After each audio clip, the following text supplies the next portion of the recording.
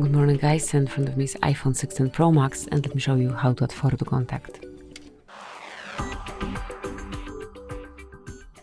At first, open your phone dialer, then select the contact that you want to add this profile picture to, select contact photo and poster, and select the photo that you want to set as a poster at first.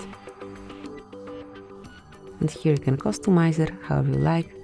Maybe let me choose this one. Maybe a bit easier.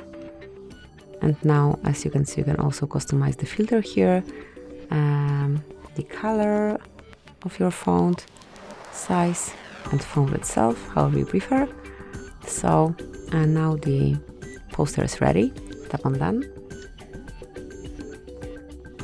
Here it is, tap on continue. And now it's time to crop profile photo. So you can either use this one or you can choose a different one. So let me select something else, customize it, tap on choose, and then mark next and continue.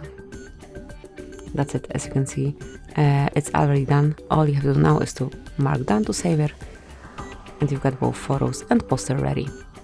Thank you for watching. Please subscribe our channel and leave the thumbs up.